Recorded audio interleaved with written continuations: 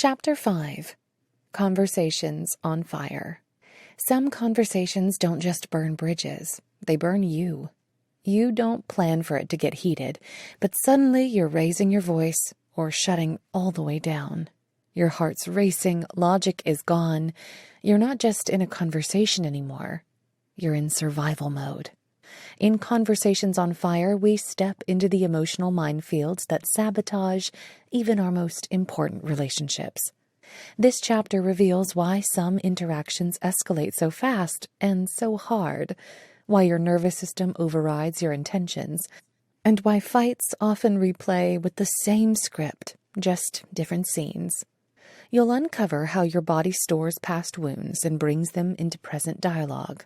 You'll see why defensiveness, sarcasm, and silence aren't personality flaws. They're protective reflexes. You'll learn the hidden science behind emotional flooding and how to cool it down before it burns the connection. But this isn't just about what goes wrong. It's about reclaiming your power in the heat of the moment. You'll get language to de-escalate without losing your boundaries, scripts that shift tension without losing your voice, and you'll begin to trust that even when a conversation gets heated, you don't have to. You are not the fire. You are the one who can cool the room. If you've ever said something in anger you regretted, if you've ever been so overwhelmed you froze, if you've ever walked away from a conversation thinking, how did we get there? This chapter gives you the tools to break that cycle without breaking yourself. You don't need to be louder to be heard. You need to be clearer under fire. And this is how you begin. Staying calm doesn't mean staying silent. It means staying conscious. 1. Opening scene. The parent-teen meltdown. Angela stood in the doorway, arms crossed, voice tight with disbelief. You skipped class again? Dylan didn't look up from his phone. It was one period. Chill. Angela's voice rose like steam hissing from a kettle. You're throwing your future away. Dylan's eyes flared. He stood, fists clenched. You don't even care what I want. The tension cracked like dry wood snapping. Angela slammed the table. Dylan stormed out, the door vibrating behind him. My reflection. That conversation wasn't about algebra. It wasn't about GPA. It was about control, autonomy, respect. It was about being heard, and both of them were on fire. 2. Real talk from Jermaine. We all have matches. We think fights erupt from nowhere. One moment you're talking about the dishes, the calendar, a missed call, and the next you're yelling, shutting down, or storming out. But nothing combusts without kindling. Every emotionally charged conversation has a fuse. That fuse gets shorter when we're tired, stressed, unseen, or unheard. Then someone strikes a match. Sometimes it's a comment. Sometimes it's a tone. Sometimes it's just a look. Conversations don't just explode out of nowhere. They spark from accumulated tension, emotional dry grass, and the strike of a few poorly timed words. You're not crazy for getting lit up, but if you don't learn where the matches are, you'll keep burning down the room. 3. What fire looks like in conversation. Not all fires scream. Some seethe, some simmer. Here's what emotional fire looks like in real life. Raised voices and cutting words. Passive aggression, marked as sarcasm. Interruptions that feel like a battle for space. Eye-rolling or long, dismissive sighs. The tight-lipped silence that says, this isn't over. Sometimes the loudest conversations are the ones filled with quiet withdrawal, where someone shuts down so hard you can feel the emotional smoke in the room. We mistake these patterns for personality. She's always dramatic. He's so sensitive. But they're not personality, they're protection. Fire is how we guard the places we've been burned before. Character case study. Simon and authority. Simon sat across from Alicia in a glass-walled conference room, arms neatly folded over his notebook. The performance review had barely started. You've made some real progress this quarter. Alicia began, "but you still seem hesitant in leadership roles." Simon's neck stiffened. A micro pause. He nodded barely. "Thanks for the feedback," he said flatly. Later that night, he vented to his partner. "She thinks I'm weak, that I can't lead. All she sees is what I'm not."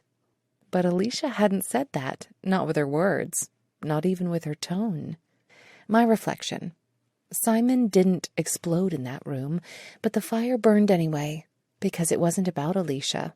It was about every time Simon felt overlooked, underestimated, or patronized by authority.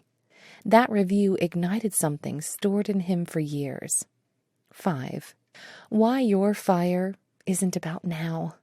Fires in communication don't start with what's said. They start with what's stored.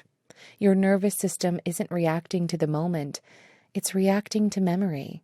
Your coworker's question echoes the condescension of your old boss. Your partner's feedback replays your parents' disappointment. Your teen's resistance mirrors your own buried rebellion. You think you're arguing about being 5 minutes late? You're actually arguing about every time you felt disrespected. The conversation becomes a container for unresolved emotion. And that's when sparks fly. 6. Micro-dialogue. Fighting the fire, not the person. Let's flip the script. Same setting, different tools. Angela watches Dylan's body tense and hears the crack in his voice. She feels her own anger rising, but something inside her pauses. "Okay," she says slowly, exhaling. "Let's take a breath." Dylan scowls but doesn't leave. "I'm scared," she adds, not mad. "I'm scared because I love you, and I don't know how to help without pushing too hard." He sits down again, slower this time. "I'm not trying to screw up, I feel like nothing I do is good enough." The fire flickers, then dims. 7.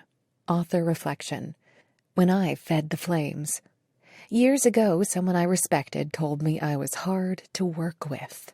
I laughed it off in the moment, but I carried those words like splinters under the skin. So when a colleague casually said, "Let's make sure your part stays simple," I heard the match strike. I snapped. Defensive, condescending, I cut him off mid-sentence. The truth? His comment wasn't loaded. My memory was. My ego was. My fear of being seen as too much hijacked the whole exchange. I wasn't hearing him. I was hearing the old wound in me scream. 8. What to do when the heat rises. You don't need to be perfect. You just need to be present enough to recognize when the conversation is no longer about connection, but about combustion. Here's how. Notice your body. Is your heart racing? Shoulders tight? Breathing shallow? Your body speaks before your mouth does. Scan for the spark. Ask, what just got hit inside me? Slow the match. You don't have to extinguish it instantly. Just don't throw it. If you can name the flame, you can tame it. 9. Reader reflection. Think of a recent conversation that went sideways. What was said? What did you hear? What were you really reacting to? Now ask, what would I do differently if I could hit rewind? Not to erase the emotion, but to respond with intention, not instinct. 10. Final takeaway. Fires happen. We all have dry kindling inside of us, but conversations don't have to burn bridges. They can light the way forward if we learn how to hold the match with care.